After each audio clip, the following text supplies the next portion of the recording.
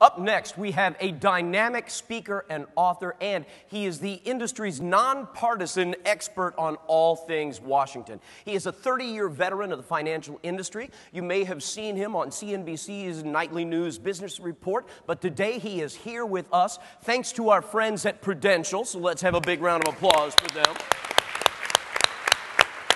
And keep that applause going and join me in welcoming to the stage Jeff Bush. Let's hear it for him. Thank you very much. Thank you very much. You know, I can honestly say I've never followed a presentation on a goldfish farm, so that was quite interesting. You know, I appreciate the fact that I'm here today. As a matter of fact, being in Washington, D.C. these days, I'm glad to be anywhere. I think James Mattis said it perfectly just the other day when he said, you know, I'm so happy to be out of Washington, D.C., I could absolutely cry. And you can see the quote there. Well, in thinking about today's presentation, quite honestly, it was really about what don't we talk about, right? We could spend days talking about all these issues. Unfortunately, we don't have that much time. We only have 50 minutes together, so I had to be a little bit picky and choosy. But I am going to give you access to the entire presentation, if you're interested in it, at the end of our time together. We're going to talk about trade and foreign relations. Obviously, that made a lot of news this week. I'm going to talk about the midterm elections, but then I'm going to end our time talking about the impact of the Tax Cuts and Jobs Act. Obviously, we're heading into year-end tax planning with our clients. And then I want to lay that across the backdrop of the fiscal realities facing our country. In my humble opinion, ladies and gentlemen, is understanding the fiscal realities of our country and the impact of that will define how you create value for your clients in the future. So with that as a backdrop, let's just kind of jump right in and talk about this issue of of foreign relations and trade. In order to do that, though, we need to at least level set where we start our discussion. And I think George W. Bush hit it right out of the park back in 2000 when he said, you know, the problem is with imports is that more and more are coming from overseas.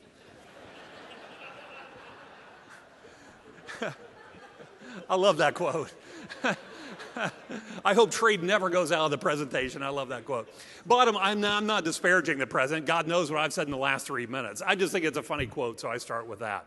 In order to talk about foreign relations and trade, though, we really need to understand what kind of platform Donald Trump won on. He won on America First, peace through strength type of platform. It was a rejection of globalism, believing that globalism was a net negative for the American worker. You see, Donald Trump was to myopically focus on one singular issue: growing domestic economy. He could care less about promulgating democracy around the rest of the world. That was a George W. Bush thing. He wants to myopically focus on growing our domestic economy.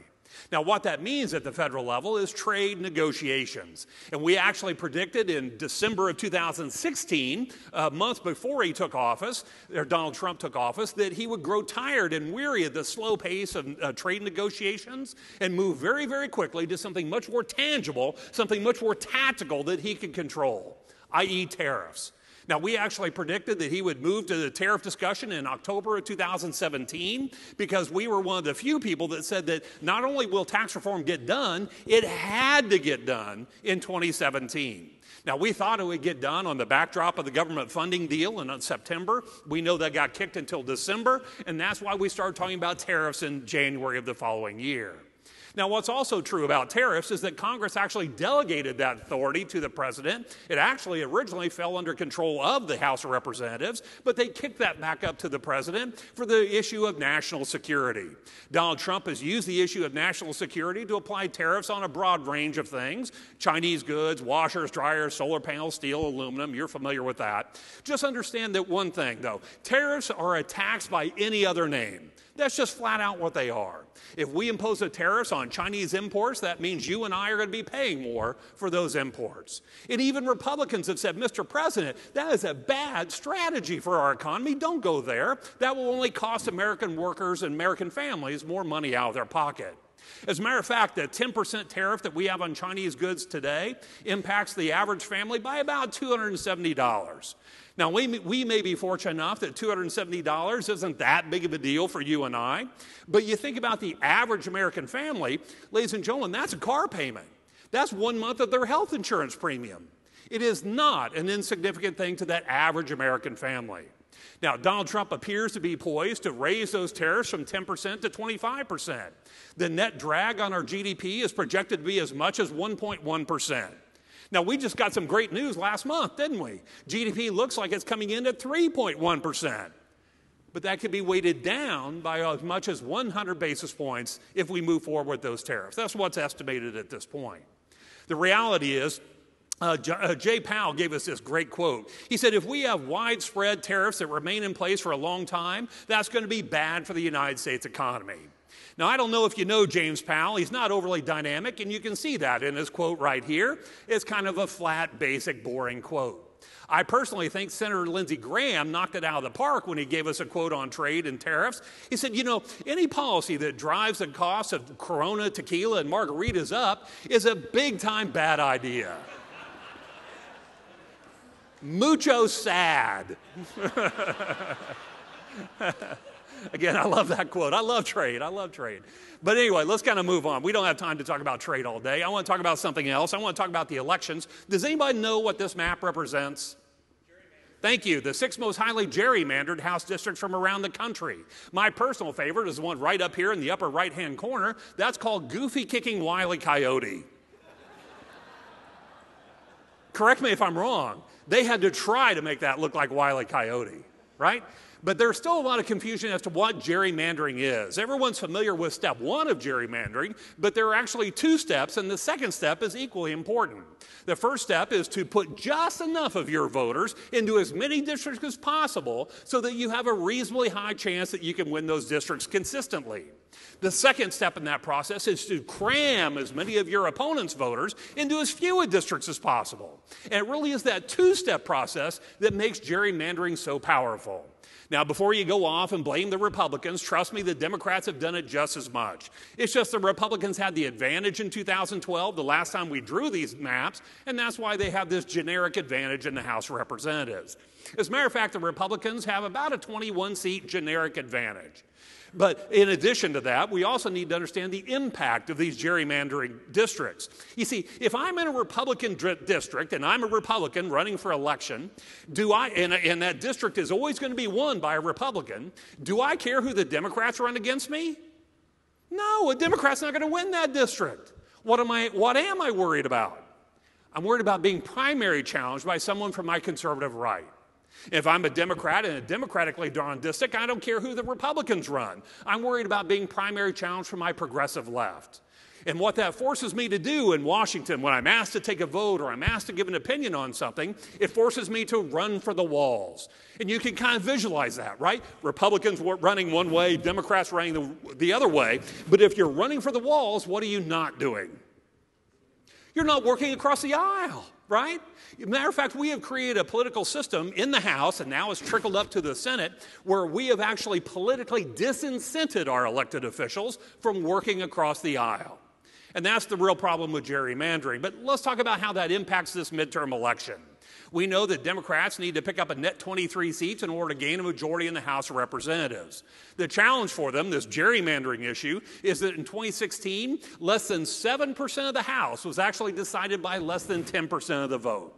There just aren't that many competitive districts around the country. So that's kind of the headwind for the Democrats, but they also have a couple of tailwinds. For example, if you ask me, Jeff, how often does the out party actually pick up 23 seats in a midterm election? It's a 50-50 deal. It's a flip of a coin. Well, those are pretty good odds, right? We would take those odds most times. But let's add one more statistic to that equation.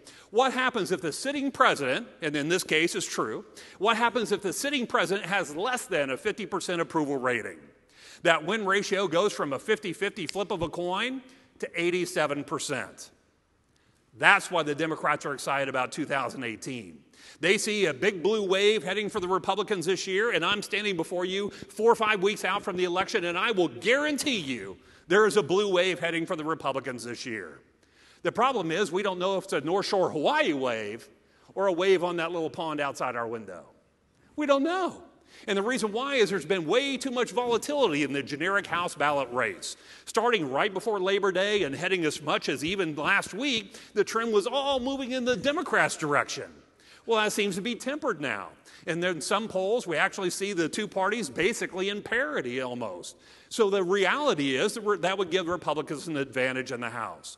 So right now, the way we see the House of Representatives coming down, we do believe there's probably a 6 to 7 out of 10 times out of 10 that the Democrats will pick up the majority in the House. So let's kind of game that out. What that means is 7 days out of 10, the Democrats are going to take control of the House. But 3 days out of 10, the Republicans are going to keep the House. And that's certainly not statistically insignificant. So right now, what would happen if we do, what happens as we anticipate, the Democrats will take the majority in the House? What does that look like for the next 2 years? Well, it looks like a very bogged down Donald Trump administration. He's certainly not going to be able to move a lot of his big initiatives. They'll be busy with hearings and testimonies and subpoenas and all those wonderful things, moving towards what the Democrats think is an opportunity for them to potentially impeach President Trump. Now, there's still a little confusion around here about what impeachment actually means. Impeachment does not mean that President Trump would be removed from office. You have to be impeached in the House, and then it goes to the Senate, where you need 67 votes in the Senate in order to remove a president from office. I'm here to tell you, ladies and gentlemen, in the Democrats' wildest dreams, they will never end up with 67 votes after 2018. So the idea that Donald Trump would be removed from office is extremely thin, but it does not mean he can't be impeached. Well, since we mentioned the Senate, let's kind of bridge and talk about what we think is happening in the Senate.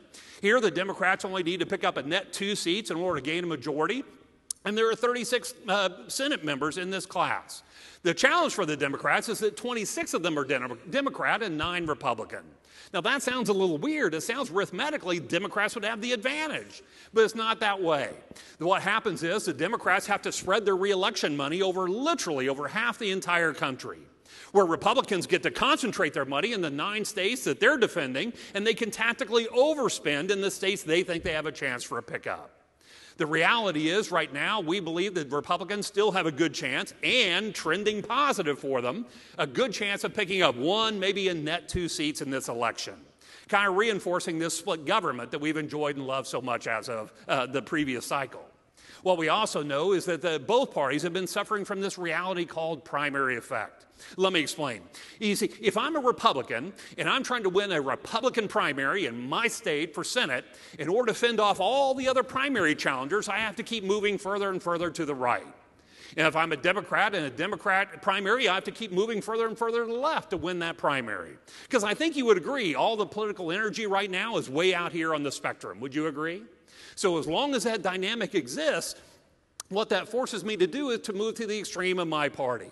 Now I've won my nomination. I'm the Democratic nominee for this state, but it's a statewide election. So I have to pivot back here towards the center in order to win that statewide election, because I need to pick off independents and maybe even some Republicans to win that race.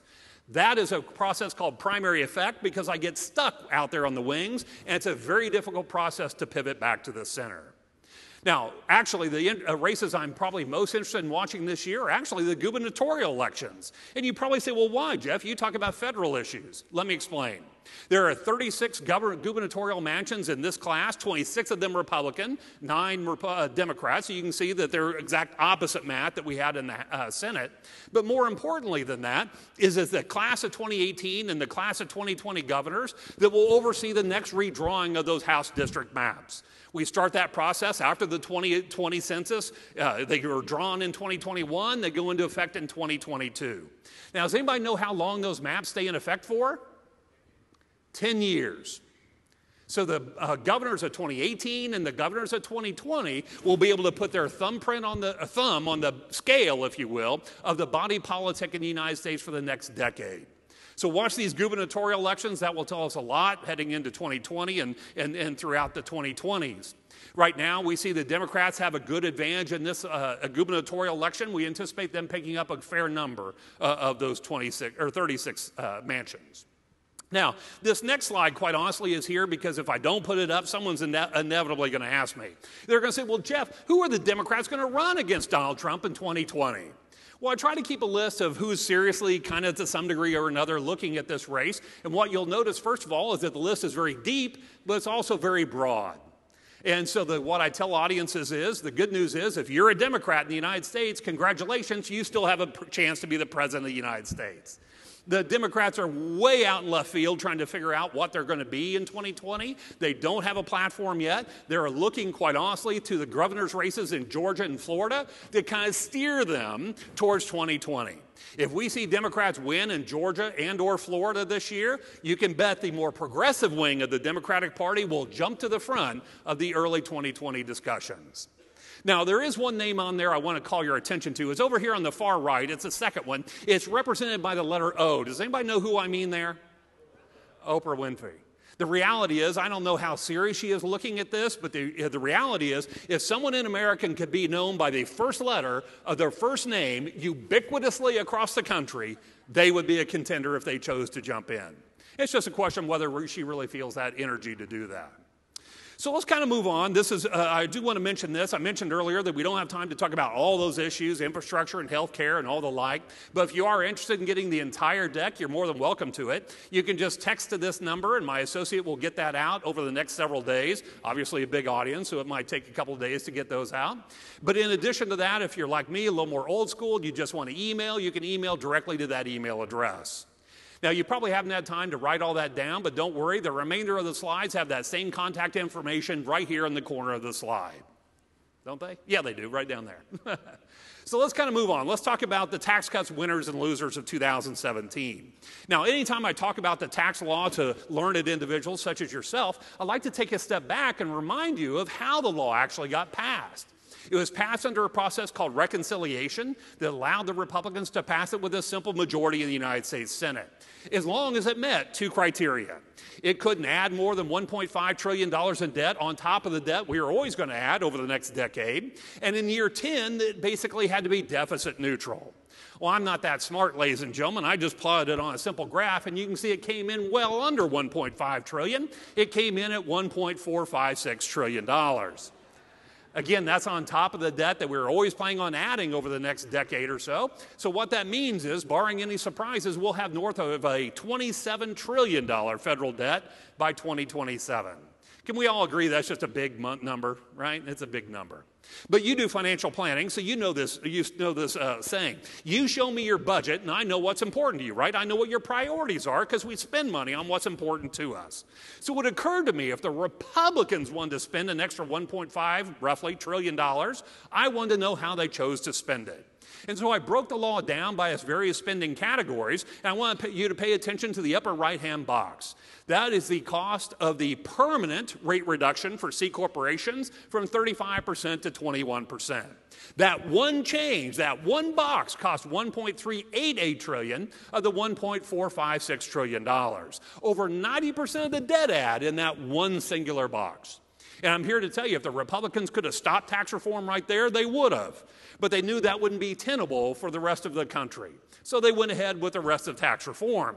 But what that also tells us is it means that everything else the Republicans wanted to do, all the pass-through taxation changes, all the foreign taxation changes, all the individual tax code, all the estate tax code changes, all of that had to be basically revenue neutral.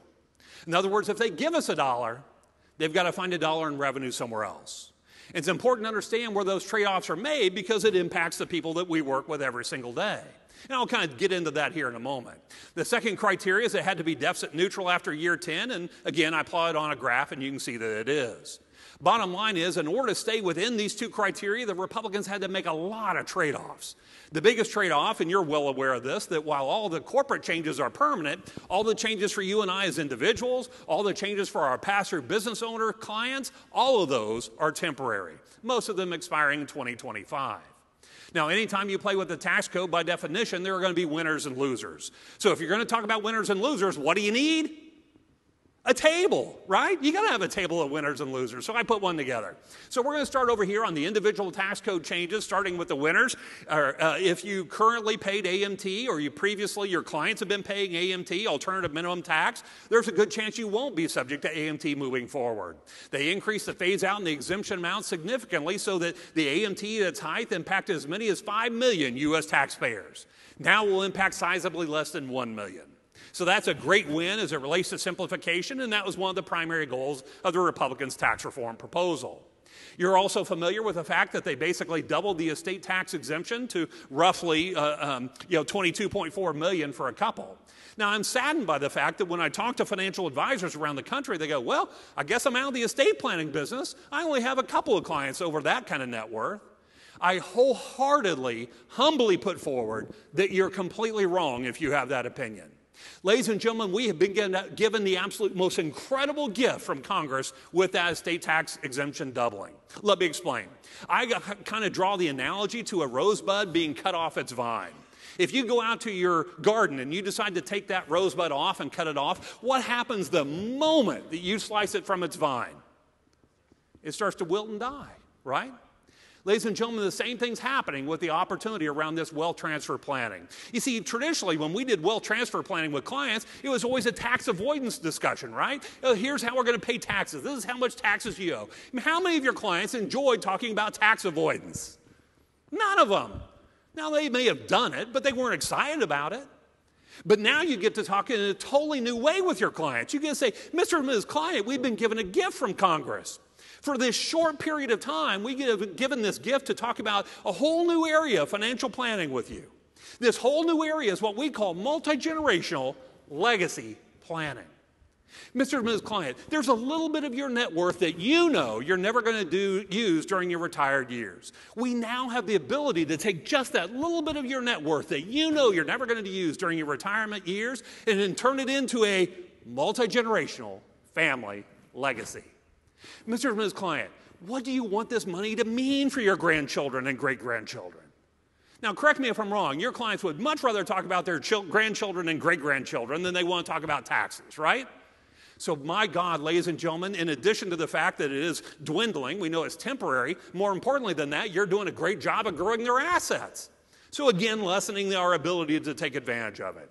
So ladies and gentlemen, please get after this wealth transfer planning today. The opportunity will never be better than it is today to talk to your clients about wealth transfer planning. Now, also in the winner column are pass-through business owners who are non-service pass-through business owners will do very well because of that 20% deduction. But I contrast that with service pass-through business owners, people like me. And the reason I'm in the loser column is the Republicans lied to me. They told me all last year I was going to be treated like any other business. And they lied to me because they put an income limit on me, didn't they?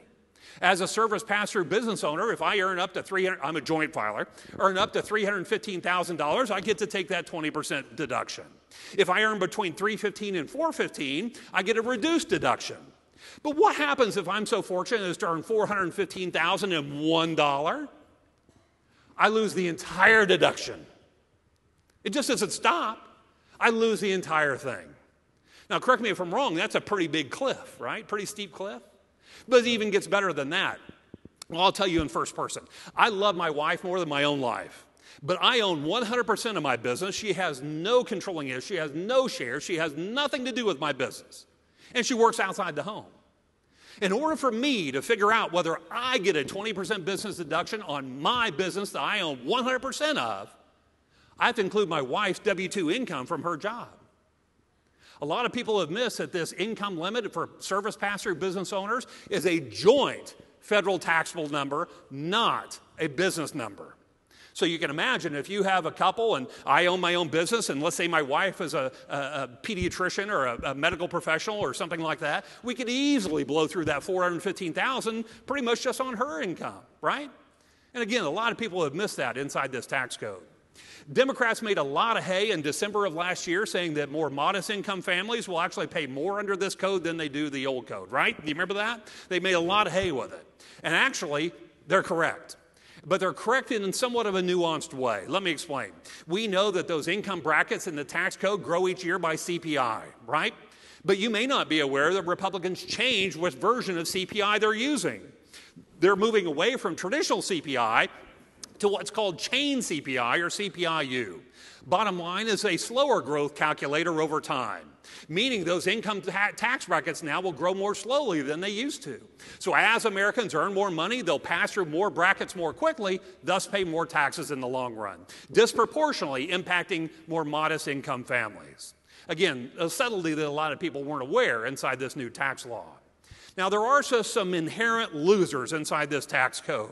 It's estimated to be about 4 to 10% of U.S. taxpayers. They tend to be high-income W-2 employees in high-tax states, especially if they have high personal real estate value.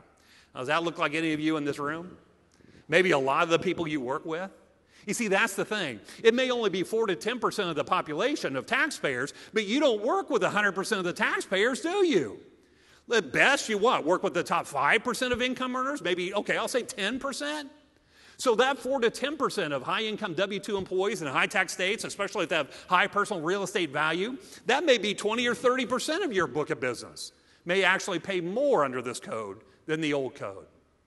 Now, let's kind of move over here to the business side. Retail's a winner. Retail's a winner because retail is one of the very few industries that pays close to the full corporate rate. Well, that full corporate rate went from 35 to 21. Net, that's a win for retail. Now, also, capital-intensive businesses will do very well because of immediate expensing. As you know, if a business made a capital purchase in the past, they had to recoup that purchase over its useful life expectancy. Now they get to write off 100% of the cost of that CapEx in the year that they make it. Let's kind of game that out. So let's say you and I, we're a friendly little corporation here, you and I own an earth-moving company, and you and I decide we need to buy a new bulldozer. Now, I don't know how much a bulldozer costs. Let's say $1 million. Well, in years past, we'd have to depreciate that $1 million over its useful life expectancy. Under immediate expensing, we get to write off 100% of that $1 million this year. Now, if you do the quick math, that's about $250,000 cash back in our pocket. Correct me if I'm wrong, $250,000 cash in our pocket goes a heck of a long way to a down payment on $1 million bulldozer, right? And that's exactly what the Republicans were trying to incent with this immediate expensing. The good news is we've seen about a 33% year-over-year increase in CapEx, and that is fabulous. That is a tremendous win inside this tax program. It's money getting back into our businesses, hopefully putting more people to work, adding another shift, a third shift, or whatever the case may be. So that's good news inside this tax code. U.S.-based multinational companies will do very well under this code because we're moving away from a traditional or a worldwide hybrid tax system to what's called a territorial tax system. The short of it is very simple. If you and I owned a multinational business, let's say 30% of our profits came from outside the United States. Starting this year, that 30% of our profits are 100% U.S. tax-free. 100% U.S. tax-free foreign earnings back to the United States. Well, that's a big win for those U.S.-based multinationals, and the incentive there is to bring that money back to the United States and reinvest it here in additional people and equipment and the like. So we'll hopefully see a little more of that this year. We haven't seen a lot of it yet. We're hoping to certainly see a lot more. Now, on the loser side of this equation, we have technology and pharmaceutical. Technology and pharmaceutical have been the kings and queens of offshoring their intellectual property and patents to lower tax jurisdiction countries. That let them literally, and I use this word literally, launder profits out of the U.S. tax system into these lower tax jurisdiction countries. Well, that's not allowed under the new code, so that's obviously a challenge for them moving forward on their margins, bottom line margins. Builders mortgage real estate as well as charities may have the same issue. The other big simplification effort on the Republicans' part was to double the standard deduction. Now, historically speaking, that meant about 30% of U.S. taxpayers found it beneficial to itemize. Now, with the doubling of the standard deduction, fewer than 10% will actually itemize. That number is probably going to be about 7 or 8% of U.S. taxpayers. Now, think about that for a minute. When you and I bought our very first home, tell me if I'm wrong, you and I went through the same mathematical calculation and we said, oh yeah, that's right, I get to write off my interest, and that in fact lowers my cost of my house payment, right? We all did that same math. Well, ladies and gentlemen, that's only going to be true for 7 or 8% of the population starting this year. So while we saw a little hiccup in home prices earlier this year when the new tax bill came out, I don't think the average American's figured out the new tax bill yet. And I think that next year, when the average American actually does figure out that they don't get to write off that interest any longer, it may make new families think twice before they rent or buy. I think it changes that mathematical calculation a little bit, and we could see another little dislocation in property values next year. Now, charities suffer from that same reality. If the average American hasn't figured out they don't get to take the charitable deduction, it stands to reason we haven't seen a decrease in charitable giving this year. But I think next year, charities that rely on lots and lots and lots and lots and lots of small donors, they could be challenged in this new environment. Now, we also know that there are some planning opportunities within Tax Reform 2.0, and I want to make them very clear. First of all, around charitable giving, because only 7 or 8% of the population will actually itemize, only 7 or 8% of the population get to take that charitable deduction. So I have a couple of creative ideas for you. For your clients who are over 70 and a half, non-itemizers, the very first money they ought to be doing their charitable giving with is their IRA. Now, we may not have recommended that in years past, but the reason why is in 2015, Congress made permanent the ability to move money directly from an IRA to a charity, and as long as that money was a direct transfer to the charity up to $100,000 a year, you get to take that as qualifying as your required minimum distribution. Well, think of my parents, for example. They're about investable net worth is about 1.5, 1.6 million. They have 150, 160,000 a year in Social Security and pension income. Is that a good client for you? Yeah, absolutely. I'm sure it is. Ladies and gentlemen, starting this year, my parents are no longer itemizers. So that means their charitable work, giving, is not going to be deductible for them. So we changed the way we did their charitable giving, and we're using their IRA money directly to the charity, and therefore, because it counts as their RMD, they don't have to recognize that income. If they don't have to recognize that income, it's in essence like they got a tax deduction. So it's just a way to be a little bit smarter around how we're doing our charitable giving. Again, over 70 and a half, non-itemizers, very first money you ought to be doing your charitable giving with is your client's IRA. Now, other charitable giving, let's say you have individuals, again, who are non-itemizers, but they are charitably inclined. Well, one challenge for them is they have to be really charitably inclined in order to get through that standard deduction with that cap of $10,000 on state and local taxes. So what I suggest you advise them to do is what we call donation bundling. Take this year's charitable donations, wait until next year and bundle the two together. Now the combination of that charitable giving with your state and local tax deduction is more than your standard deduction, so you get to itemize and take the full charitable deduction. Now, some of your clients may say, well, Jeff, that's a great idea, but I really like giving to my church and my school every single year. They count on my money for their operating fund. I can't do that. Well, that's where you take this idea of donation bundling and you marry it with a donor-advised fund. You're familiar with donor-advised funds. That allows the donor to control it, but yet take the charitable gift when they donate it. So now they can start doling that money out every single year once again. That makes you look very smart in front of your client and very smart in front of their CPA. One thing I want to make you aware of is around state taxes. Now, by nature of the way the Republicans did tax reform, your federal taxable income and federal adjustable gross income is likely to go up. But you pay a lower tax rate, so net you pay less to the feds. But let me ask you a question. How many of your states did tax reform last year?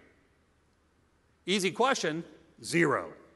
So it's in essence, to the state, it's going to look like you got a raise, even though if you made the exact same thing you did the year before.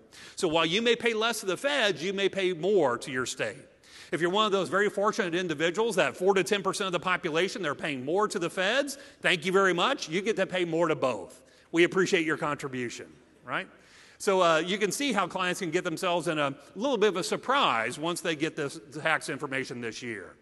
There's been a lot made about in our industry about investment fees no longer being deductible. I want to give you my perspective on that. You know what fees are also not deductible starting this year? Tax preparation. Your CPA. Well, you pay your CPA every year, and I pay my CPA a lot. So if I can't deduct my CPA fees to fill out my taxes this year, let me ask you, are you going to do your own taxes this year? No. So the reality is I think we're making a much bigger deal of this investment fee issue than our clients are.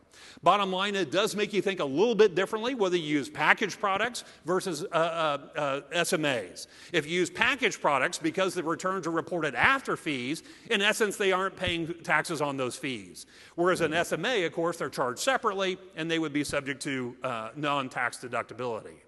There's also a lot of confusion around business entertainment deduction. We got a great clarification from the IRS just earlier this week. It actually turned out very much like we thought it would, where it looks a lot like our own cash and non-cash comp rules. And let me explain. If you take a client out to Denny's to do an annual review and you're having a stack of pancakes and you do your annual review, no problem. That's a business deduction and you will still be able to deduct that. If, however, you take your client to your golf club and you have lunch and you play golf, now you have a problem. You can't deduct that. Let's say that you take clients to a ball game and you pay for a suite. You're big spenders, I know. You pay for a big suite, but the suite includes the game tickets and the food and drink inside the suite. Now you can't deduct any of that because it's entertainment.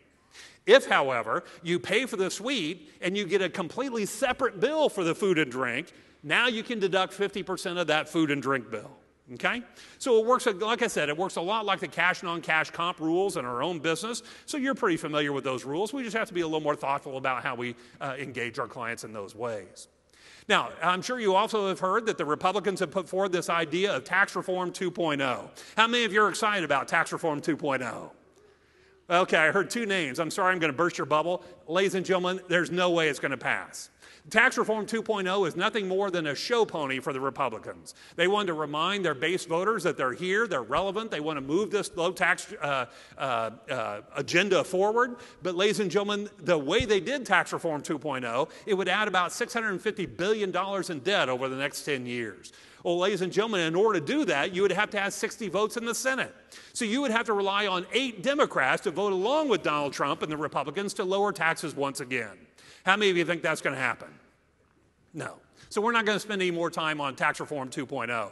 Where I did want to spend a little bit of time on is REZA or REZA, a couple of acronyms out there, because quite honestly, this is a bipartisan bill in Washington, D.C., and I would tell you it has the votes to pass. It will not be brought up for a vote until after the midterm elections, but we do anticipate at this point REZA will pass. So you need to be aware of this because this could change some of your dialogue with your clients even this year heading into next year. What it would do is allow small employers to band together and share the administrative costs of retirement plans so that more employees would have access to retirement plans around the United States. I think we can all agree that's probably an admirable goal. What it also would do is repeal the 70.5 maximum contribution age for IRAs. You know, your clients are older, they're working longer, they still want to contribute, and they should be able to if they're not retired. Probably the most exciting part of this, though, is the ability to loosen up the regulations around adding lifetime income products to our 401ks. Now, we've been able to do that for some time, but employers were very shy to do it because they didn't have safe harbor rules. This would add safe harbor rules. The other reason they weren't real excited about it from a client perspective is there was limitations to portability of those lifetime income products. This would also clear up that portability issue. So the good news is if REZA passes, hopefully we can incorporate more lifetime income products into the 401k and plan space to bring employees that kind of income stability when they retire. The reason this is a bipartisan bill, ladies and gentlemen, is that there's an equal revenue offset. In other words, all these things cost money. They want some revenue to offset that cost. Right now, what's in the bill is a curtailment of our ability to stretch IRAs. What the bill would say is you could only stretch the first $450,000 of your IRA. Anything over $450,000 would go back to the old 5-year rules. Now, I see some looks in the room that say, wow, I didn't know about that. I didn't realize that was a potentiality here this year. And it absolutely is. This could change a lot of the planning you've already done with your highest net worth clients, so I just want you to be aware of it. It certainly is possible that this gets yanked as the funding source for the law, but right now, that's what's in the bill. So we need to be at least cognizant of it, okay? So let's kind of move on. Let's talk about U.S. fiscal policy. I love this quote. It came from Charles Schultz, not the Peanuts variety, something much, much more exciting, the Council of Economic Affairs variety. And he said this last week. He said, it's not much of a question of the wolf at the door, but the termites in the woodwork. Now, let me put that visual into real terms. Let's say there was a pack of wolves right outside those doors, and they were coming in to get us. We would know they were there, right? They would be barking, they'd be howling, they'd be scratching at the door, and we would know they're there, a real threat. But fiscal policy isn't like that. It's like the termites in the woodwork, in the walls. They're there. You can't see them. You can't hear them. But they're sitting there eating away at the infrastructure of our economy 24 hours a day. I love that quote. I think it is absolutely perfect for what we see in the reality in the economy.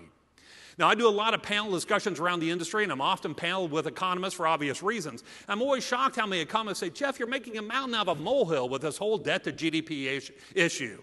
Over the next 10 years, it's just going from here to here. It's no big deal. I said, well, how can you ignore 250 years of American history? Well, the only time we had a higher debt to GDP ratio was World War II. And last time I checked, we've not mobilized the entire free world after fascism, but we're spending like we are.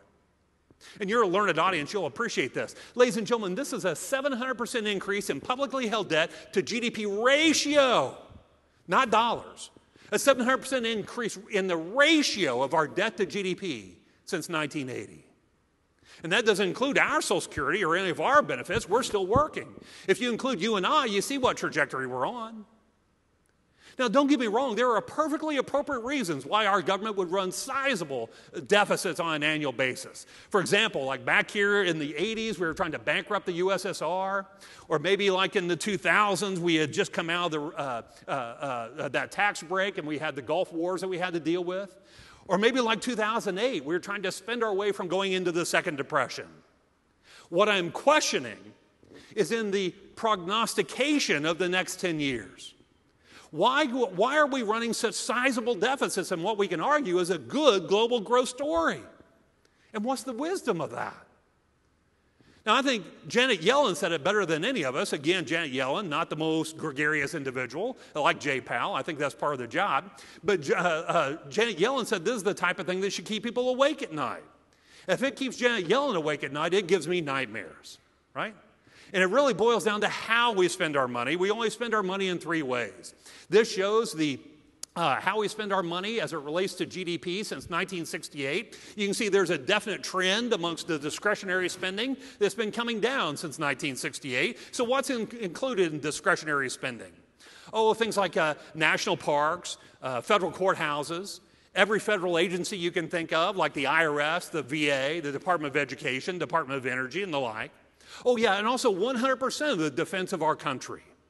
All of that's been coming down as a percentage of our spending since 1968. What's been going up is the mandatory spending. Mandatory spending includes Medicare, Medicaid, and Social Security. Those programs are growing at 7.2% a year. That 7.2% growth rate is directly comparable to long-term GDP. You know better than most, what's GDP average over the last 10 years? 2. And our fixed expenses are growing at 7.2. You see the problem, right? I honestly think the most interesting line on here is the net interest line. And the reason for that is, you know, that between 2008 and 2015, we doubled our federal debt. We're on pace to double, or 50% again, our federal debt over the next 10 years, but that line's relatively flat. Why is that line so flat? Interest rates have been zero. We've doubled our federal debt. We're on pace to 50% again, our federal debt in the next 10 years, and we haven't had to pay a dime for it. That's the chicken that's going to come home to roost. Now, I know you guys are all into those demographics and all that stuff. I know what you're thinking. You're saying, Jeff, this is not a problem. The millennial generation's a lot bigger than the boomer generation. We just need to die our way out of the problem and we'll be good. Right? I believe you thought of it. Well, see, you're making a fundamental mistake between algebra and actuarial math. You see, if you want to talk about the millennial generation, it's represented by that middle group that lasts between 2000 and 2010, that slight increase in slope. That's your millennial generation. But when you look out here in 2040, 2045, what's the only growing portion of our population? 65 plus. We are not going to die our way out of this problem. That's just math, actuarial math. Now, all these slides come from the CBO report that came out in April of this year, prognosticating for the next 10 years. And it comes with about 150 pages of verbiage or explanation. And I read it so you don't have to because it's horribly boring. But there were two sentences that I pulled out that I thought were uniquely interesting. The first one says this: there's a high level of debt increases the likelihood of a fiscal crisis. Now, that sounds kind of scary. Would you agree? Let me allay your fears. That sentence has been in every single CBO report I have read in my entire life. Literally, every single report. And I said, come on, guys, give me something new. It's been years. And in 2018, they did. They added a second sentence to that paragraph. They said, there is a greater risk investors will become unwilling to finance the government's borrowing unless they're compensated with very high interest rates. And if that should happen, interest rates on the federal debt would rise suddenly and sharply. That's actually the part that caught my attention. And I correlated this suddenly and sharply with something. I want to see if you can make the same correlation. In order to do this, you have to go back to your 2005, 2006 mindset. How many of us knew mortgage companies were doing those things called no-doc loans, right? Hey, you remember those ninja loans, right? No income, no job mortgages. How many of us knew modest income families that were building 2 or 3 homes on spec so they could flip? Was it a problem? It wasn't a problem until the day it was a problem. Suddenly and sharply. That's kind of the correlation I made. And of course, you may be saying, God bless, this guy's a real downer, right? And you may say he's just being a scaremonger. Well, ladies and gentlemen, I'm not the only one telling you that this chicken's coming home to roost. This is from all the popular press this year. Wall Street Journal, U.S. government bonds are paying more for debt than other developed countries for the first time in almost 2 decades. And yet we're the powerhouse of the world growth, and we're paying more for our debt. Goldman, increasing supply and Fed not buying means the government will have to pay investors more to buy U.S. debt. Now, at this point, you realize Prudential did not bring you a motivational speaker today. Would you agree? Yeah, it's all right. My wife says the same thing. I will tell you, while I realize I'm not a motivational speaker, I am an optimist, and let me explain why. I think it was perfectly captured in this quote from Winston Churchill from World War II. He said, you know, you can always count on Americans to do the exact right thing, but only after they've tried everything else. I think that's where we are right now. We're still trying these other things. And while I am an optimist, I'm also a realist. And as a realist, I realize there are only 2 levers our federal government has to pull. That's tax policy and spending policy. Democrats, you need to realize that 61% of our federal budget is being spent on those mandatory programs growing at 7.2% a year. That's simply not sustainable. We must have mandatory spending cuts. We can have a fabulous debate on how to do it, but we should not be debating that we need to do it. And Republicans, you need to realize with the changing demographics of our country, you can't run our country at 16.5% revenue to GDP. How many of you think in this good economy that we're enjoying here today that the federal government should basically be able to balance our books? Is that a fair assumption? Well, what that means is that 16.5% revenue would have to go north of 21%. Over a 25% increase in total federal tax revenues. Now, you tell me, where do you think that money is going to come from? Probably going to come from your clients. The argument I'm trying to put forward to you is there is a very dangerous, or very, I don't want to say dangerous, but a very real precedent set by the Republicans busting the filibuster minimum for tax reform using reconciliation. I want to see a show of hands, and I mean this literally. I want to see a show of hands, and I want you to keep them up as long as you agree with me. How many of you think it's plausible, not probable, plausible that we could have a Democratic president after 2020? Yeah, okay, a good number of you. How many of you think in addition to that we could end up with a Democratic House of Representatives? How many of you think the Democrats could control the Senate after 2020? Ladies and gentlemen, at that point, the Democrats have every vote they need to completely change our tax code once again. That's the reality. You see, what made tax reform so hard for the Republicans to get done was staying within those 2 criteria because they were lowering tax revenue. Do the Democrats want to lower tax revenue? No, they want to increase it. They can do it however they want to do it. They'll have every vote they need to get it done. The point I'm trying to put forward is what we have injected into the system, and I'm not blaming either party, we have injected into the system is something brand new that we haven't had to deal with really as financial advisors in the past. And that new reality is tax volatility. You see, there's always been about a major tax change every 2.5 years. I'm here to tell you that number's going down. We're going to see major tax changes with a lot more frequency. That's why my relationship with my financial advisor has never been more important to me than it is today. You see, I've always counted on my financial advisor to get the right asset allocation, but moving forward, my value of my relationship with my financial advisor is to get the right asset location. Asset locations based on my unique tax situation. And what I mean by that is a 52-year-old guy, let's say you have another 52-year-old male client as well. You have 2 clients. And we both make $500,000 a year. The only difference between me and your other client is I own my own business. He's a W-2 employee. Now, we should always have different tax situations, so our asset allocation should be about the same because allocation is about time frame.